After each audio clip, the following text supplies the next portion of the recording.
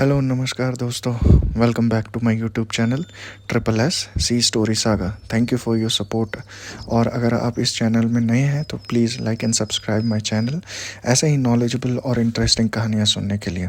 तो आज की कहानी बहुत ही ज़्यादा इंटरेस्टिंग होने वाली है। तो गाइस, आज की कहानी बहुत ही मैजिकल होने वाली है।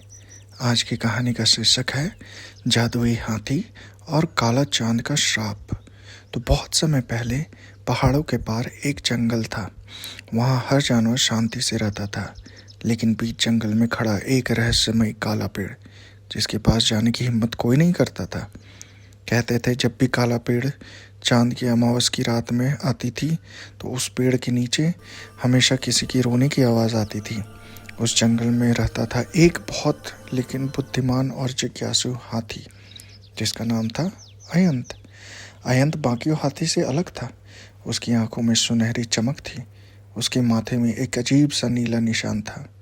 जब भी वो खुश होता था, उस नीले निशान से हल्की नीली रोशनी निकल। एक दिन एक तोता उसके पास आया और कहा, अयंत, तुम्हारे माथे का निशान ठीक वैसा ही है जैसे उस काले पेड़ पे बना हुआ है। शायद कहीं तुम उस श्राप से तो जुड़े हुए नहीं हो। अयंत हैरान हुआ। वह जवाब जानना चाहता था। उसी रात उसने निश्चय किया कि आज मैं एक पेड़ के पास जाऊंगा और उसकी सच्चाई का पता लगाऊंगा। रात काली थी, हवा में डर की गंध थी। जैसे ही अयंत उस पेड़ के पास पहुंचा, ज़मीन कांपने लगी। उस पेड़ की जड़ें अपने आप हिलने लगी। अचानक अयंत के माथे से नीली रोशनी निकलने लगी। पेड़ से एक भूतनी जैसी आकृति बाहर आई। उसने कहा, अनंत, मैं तुम्हारी माँ हूँ। अयंत पीछे हट गया। माँ? लेकिन मेरी माँ तो बचपन में ही मर गई थी। आवाज़ आई, हाँ, मैं वही हूँ। मुझे एक काले चांद का श्राप लगा था। जब तुम पैदा हुए, तुम्हारे शरीर में मेरी जादुई शक्ति का अंश चला गया, इसीलिए तुम्हारे पास ये निशान है। लेकिन सावधान अयंत, उस शक्ति को एक दुष्ट जादूगर भी चाहता है, जो जंगल का असली राजा अपने आप को मानता है। अभी वह बात पूरी ही नहीं हुई, अचानक जंगल में भयंकर हवा चली और धुएं में से एक विशालकाय शेर प्रकट हुआ। उसकी आंखें लाल थीं। दहाड़ से पेड़ टूटने लगे। हा हा हा हा, वो बोला, आखिरकार मैंने तुम्हें ढूंढ ही लिया अयंत। वो जादू मेरा है।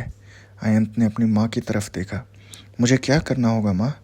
उसने कहा, अगर तू अपने डर पे काबू पा ले तो ये शक्ति तुम्हारी ही हो जाएगी। लेकिन अगर लालच में आया तो सब कुछ खत्म हो जाएगा बेटा। शेर ने हमला किया। बिजली जैसी लड़ाई शुरू हो गई। अयंत ने अपनी सूंड उठाई, नीली रोशनी निकाली, लेकिन शेर हंसा, तेरी रोशनी मुझे नहीं रोक सकती। अयंत गिर पड़ा। तभी उसकी माँ की आवाज़ फिर आई, अयंत, जादू ताकत नहीं, इरादा है। अयंत ने अपनी आंखें बंद की और जंगल के सभी जानवरों की रक्षा करने की प्रतिज्ञा की। अचानक उसका निशान चमक उठा। पूरा जंगल नीली रोशनी से भर गया। शेर की दहाड़ चीख में बदल गई और वह धुएं में बदलकर गायब हो गया। लेकिन यहीं पर खड़ा अयंत ने देखा उसकी माँ भी गायब हो रही है। माँ, मत जाओ।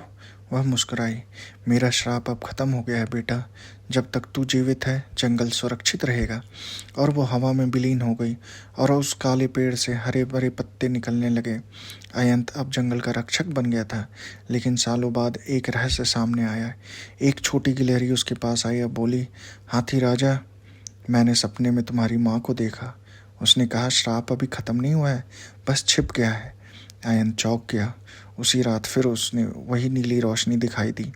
इस बार उसकी आंखें, वह समझ गया कहानी अभी ख़त्म नहीं हुई।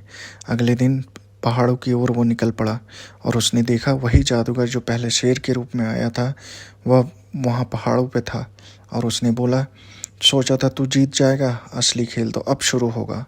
और यहीं से शुरू हुई जंगल की दूसरी जंग, जिसे आज तक कोई नहीं जान पाया कौन जीता।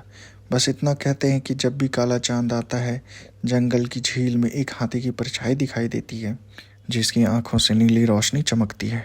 कहा जाता है अगर कोई सच्चे दिल से प्रार्थना करे तो अयंत अब भी उसकी मदद करता है, कहीं न कहीं किसी और रूप में।